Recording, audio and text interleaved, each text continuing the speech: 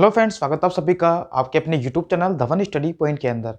दोस्तों, जैसा कि आप सभी को पता है कि कल आपका एक नोटिस जारी किया गया था और उस नोटिस में बोला गया था कि आपका जो है नॉमिनेशन यहाँ पर किया जाएगा आपका, ठीक है। और आपको पता है कि अगर नॉमिनेशन होता है तो आपके कुछ मार्क्स यहाँ पर इंक्रीज भी होने वाले हैं।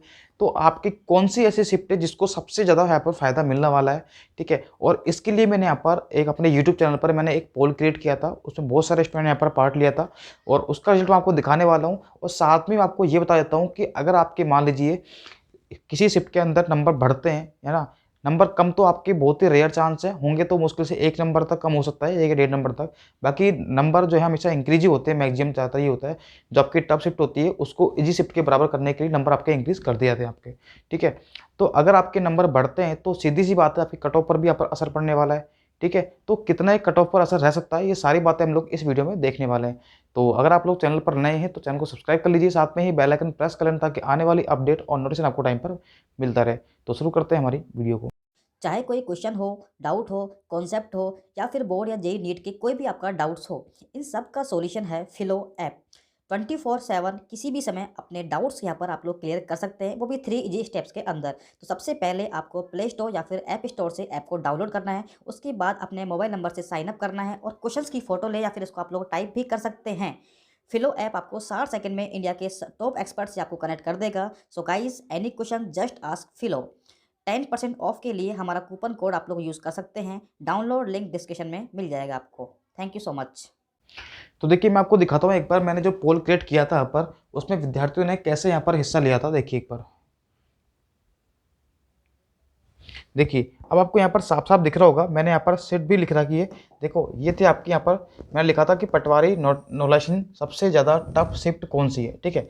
मैंने आपके अकॉर्डिंग लिखा था यहाँ पर। एक थी आपकी 23 अक्टूबर शिफ्ट फर्स्ट, एक थी आपकी 23 अक्टूबर शिफ्ट टू, और 24 की शिफ्ट फर्स्ट और 24 की शिफ्ट टू। यहाँ पर देखो, मुझे पता है बहुत सारे स्टूडेंट तो ये बोलेंगे कि यहाँ पर जो फर्जी होते हैं, ठीक है, इसमें बहुत सारे फर्जी हो सकते हैं, लेकिन कोई इसमें जेन्युइन भी है यहाँ पर, क्योंकि कहीं ना कहीं आप रेशियो देखोगे तो आपको पता लग जाएगा ऐसे एक बार, ठीक है। और एक चीज़ को बता देता हूँ, जिस विद्यार्थी ने पेपर दिया है उसको हमेशा अपनी शिफ्ट टफ ही लगती है, ठीक है, ये रियलिटी है। लेकिन फिर भी हम लोग एक बार देख लेते हैं, ठीक है। और मैं आपको इसका रीजन भी दूंगा कि ऐसा क्यों हुआ था। देखिए, अगर हम बात करते हैं यहाँ पर 23 अक्टूबर शिफ्ट पर, इसके अंदर 18% वोटिंग थी। 23 अक्टूबर शिफ्ट टू के अंदर 17% वोटिंग थी आपकी, ठीक है। 24 अक्टूबर शिफ्ट फर्स्ट के अंदर 17% वोटिंग थी आपकी यहाँ पर। और अगर हम बात करते हैं यहाँ पर शिफ्ट टू की, तो सबसे ज़्यादा जो वोटिंग थी आपकी यहाँ पर, वो थी यहाँ पर 48%। देखो, कहीं ना कहीं मुझे ऐसा लग रहा है कि 24 अक्टूबर सेकंड शिफ्ट, इसमें 48% लोगों को लग रहा है कि यहाँ पर पेपर टफ था। अब क्यों लग रहा है मुझे नहीं पता, लेकिन बहुत सारे विद्यार्थी ये भी बोल रहे हैं कि सबसे ज़्यादा आसान शिफ्ट भी आपकी यही थी।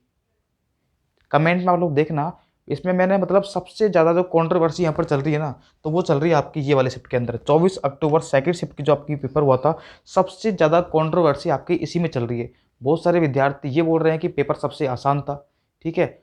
और बहुत सारे विद्यार्थी क्यों बोल रहे हैं कि पेपर आपका टफ था। अब ऐसा स्टूडेंट बोल क्यों रहे हैं, मैं आपको समझाता हूँ। देखिए, जब आपका पेपर यहाँ पर शिफ्ट फर्स्ट और शिफ्ट टू हुआ था, क्योंकि आपका ये पहला दिन था, ठीक है, और आपको पता होता है कि पहले दिन आपको पता नहीं था कि पेपर का पैटर्न किस टाइप का आएगा। हालांकि पेपर का पैटर्न पहले ही फिक्स कर दिया गया था कि आपके इंग्लिश के इतने क्वेश्चन आएंगे, मैथ के इतने क्वेश्चन आएंगे, सब कुछ फिक्स था। लेकिन फिर भी एक आइडिया आपको पेपर आप देके आए तो किस प्रकार के क्वेश्चन पूछे जा रहे हैं, ठीक है, ये आपको आइडिया लग गया था यहाँ पर, ठीक है, पहले पेपर के अंदर। तो ये वाले विद्यार्थी यहाँ पर नए थे, इनको पता नहीं था कि किस प्रकार के क्वेश्चन यहाँ पर पूछा रहे हैं। लेकिन जो 24 तारीख को विद्यार्थी थे, इन्हें पूरा का पूरा पैटर्न जो पेपर था वो पता लग गया था कि भाई इस प्रकार के क्वेश्चन यहाँ पर पूछे जा रहे हैं।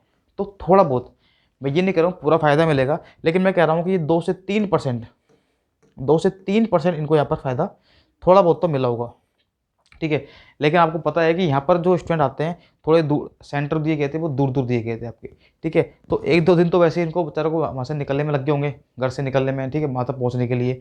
तो मुझे लगता नहीं कि ये 2 से 3% भी यहाँ पर काम करेगा, ठीक है। तो ये लगभग आपका बराबर था, ऐसा कोई नहीं है कि यहाँ पर इनको बहुत ज़्यादा फायदा हुआ है, ठीक है। अब यहाँ पर बहुत सारे स्टूडेंट बोल रहे हैं कि पेपर टफ था, वो क्यों बोल रहे हैं 24 अक्टूबर सेकेंड शिफ्ट के लिए। देखिए, आपको पता है कि 24 अक्टूबर सेकंड शिफ्ट में आपका यहाँ पर एक क्वेश्चन आया था इनपुट और आउटपुट का, ठीक है।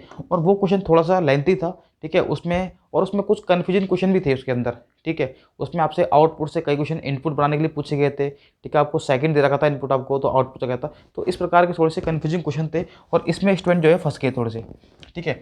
और 24 अक्टूबर फर्स्ट शिफ्ट में क्या हुआ था कि इंग्लिश थोड़ी सी यहाँ पर जो पैसेज था वो थोड़ा सा लेंथी आया था यहाँ पर, ठीक है, ऐसा था यहाँ पर।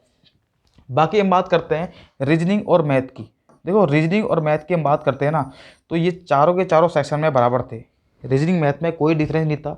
फर्स्ट शिफ्ट के अंदर भी बिल्कुल बैलेंस रखा गया था, सेकंड में बैलेंस रखा गया था, थर्ड के अंदर, फोर्थ के अंदर भी, ठीक है। तो कहीं ना कहीं सिर्फ इन शिफ्टों के अंदर ही ज़्यादा कंट्रोवर्सी हो रही है यहाँ पर। और अब देखो, अब आपको होगा यहाँ पर नॉलेशन, ठीक है। लेकिन अब ये कह रहे हैं बहुत सारे स्टूडेंट कि यहाँ पर तो गर्ल्स ज़्यादा थी, बॉयज़ कम थे 23 तारीख को, तो उनका जो एवरेज स्कोर आएगा वो कम आएगा, ठीक है। तो ऐसा नहीं है, देखो यहाँ पर सभी का एवरेज लिया जाएगा, जो बॉयज़ थे गर्ल्स थे सभी का एवरेज निकाला जाएगा। ऐसा नहीं कि आपके साथ कोई अत्याचार किया जाएगा, ठीक है। और नॉमिनेशन होता क्यों है? नॉमिनेशन होने का कारण ये होता है कि अगर मान लीजिए आपकी शिफ्ट के अंदर, ठीक है, और एक अगली शिफ्ट के अंदर अगर किसी, जो मान लीजिए पहली शिफ्ट थी आपकी, उसमें नंबर विद्यार्थी के कम आ रहे हैं, पेपर थोड़ा सा बैलेंस नहीं था, पेपर थोड़ा सा टफ आ गया, तो उस विद्यार्थी को क्या करते हैं, जो आसान पेपर था जिसके नंबर ज़्यादा आ रहे हैं उसके बराबर लाने के लिए आपके नंबर इंक्रीज किए जाते हैं, ठीक है। अब वो नंबर इंक्रीज कितने हो सकते हैं वो डिपेंड करता है आपके नॉमिनेशन फॉर्मूले पर, जो कि हमारे पास नहीं है अभी तक, ठीक है। हालांकि अगर आप एसएससी रेलवे में देखते हैं तो आपके नंबर जो है ना वो डिपेंड करता है, 10-10 नंबर, 15-15 नंबर तक बढ़ जाते हैं। लेकिन मुझे लगता नहीं कि पटवारी में ऐसा होगा, क्योंकि एसएससी और रेलवे के अंदर बहुत ज़्यादा वेरिएशन होता है पेपर के अंदर, लेकिन यहाँ पर इतना ज़्यादा वेरिएशन नहीं था। तो मैं आपसे कह सकता हूँ कि मैक्सिमम से मैक्सिमम आप मान सकते हैं 5 से 6 नंबर तक आपके बढ़ सकते हैं, नंबर डिक्रीज नहीं होंगे। बहुत रेयर चांस है, ठीक है, 2-3% ऐसा हो सकता है कि नंबर आपके, और डिक्रीज होंगे तो 1-2 नंबर, क्योंकि नंबर डिक्रीज भी होते हैं। बहुत सारे टीचर्स बोलते थे कि नॉलेज के नंबर कम नहीं होते हैं, तो आप एसएससी रेलवे में उठाकर देख लेना, नंबर यहाँ पर कम भी होते हैं यहाँ पर, ठीक है। बाकी चांस कम होते हैं, नंबर बढ़ने की आपके चांस होते हैं, तो 5 से लेकर के 10 नंबर तक आप आ सकते हैं, इसके बीच में नंबर आपके इंक्रीज हो सकते हैं, ठीक है। जिनको भी अगर पेपर वास्तव में टफ होगा तो उनका, अब ये पूरा का पूरा ये डिपेंड करेगा आपके पेपर पर, सब कुछ आपके, ठीक है। और आपकी क्या राय है आप लोग कमेंट करना, मैं अपने आइडिया से नहीं कर रहा हूँ, जैसा मुझे विद्यार्थियों ने बताया उसके हिसाब से मैं आपको बता रहा हूँ यहाँ पर, ठीक है। और अगर जीके की बात करते हैं, जीके के लिए लगभग सेम था आपका, डिफरेंस आया था आपका इंग्लिश के अंदर आया था और थोड़ा रीजनिंग के अंदर, जो बताया था मैंने इनपुट आउट वाले क्वेश्चन आपके डाल दिए गए थे, तो उसमें थोड़ी सी दिक्कत आई थी, ठीक है। बच्चे पढ़ के नहीं कहते इनपुट आउट वाले क्वेश्चन, ठीक है, और थोड़े कन्फ्यूजिंग भी आए थे, तो बस यही है। और रही बात, देखो इसका कट ऑफ पर क्या असर पड़ेगा, देखिए बहुत सारे पूछ रहे हैं कि सर इसका जो कट ऑफ पर है वो असर क्या पड़ेगा आपका, ठीक है। देखिए अगर आपकी सीधी सी बात है, मान लीजिए जहाँ पहले कट ऑफ आपकी 210 जा रही थी या 220 जा रही थी, ठीक है, या 215 जा रही थी, मैं कट ऑफ नहीं बता रहा हूँ पहले कह रहा हूँ, ये कट ऑफ नहीं है, मैं आपसे पहले कह रहा हूँ ये कट ऑफ नहीं है, मैं आपको एक आइडिया दे रहा हूँ कि अगर मान लीजिए जो पहले कट ऑफ जा रही थी, ठीक है, और अगर आपके नंबर बढ़ते हैं, इंक्रीज अगर आपके नंबर हो रहे हैं, तो थोड़ा बहुत तो फर्क आएगा, सीधी सी बात है, ठीक है। तो ये सब कुछ डिपेंड करेगा आफ्टर नॉमिनेशन कि वो कितने नंबर इंक्रीज करते हैं, और ये डिपेंड करेगा कितने नंबर बढ़ते हैं नॉमिनेशन फॉर्मूले पर, जो ये नया फॉर्मूला लगाने वाले हैं यहाँ पर, उस जो भी आपका फॉर्मूला होगा उसके अकॉर्डिंग कितने नंबर आपके इंक्रीज होते हैं उस पर डिपेंड करेगा आपके, ठीक है। और उसी के अकॉर्डिंग आपकी थोड़ी बहुत कट ऑफ यहाँ पर इंक्रीज भी हो सकती है पहले से तुलना में, ठीक है। तो बस यही था, अभी हम लोग कुछ डिसाइड नहीं कर सकते कितने नंबर बढ़ेंगे यहाँ पर, क्योंकि हमारे पास कोई भी नॉमिनेशन फॉर्मूला है नहीं अभी तक, ठीक है। तो कुछ भी एक्सपेक्टेड करना यहाँ पर जो है इम्पॉसिबल है यहाँ पर, ठीक है। तो बस आप लोग थोड़ा वेट कर लो, यहाँ पर दिसंबर के महीने में आपका रिजल्ट यहाँ पर जारी कर दिया जाएगा लास्ट वीक तक, ठीक है। तब तक के लिए बने रहिए, और जो विद्यार्थी चैनल पर नए हैं आप लोग चैनल को सब्सक्राइब जरूर कर लेना, साथ में ही बेल आइकन प्रेस कर लेना ताकि आने वाली अपडेट और नोटिफिकेशन आपको टाइम पर मिलता रहे। तो मिलते हैं अगली वीडियो में, जब तक के लिए bye bye, okay, thank you so much.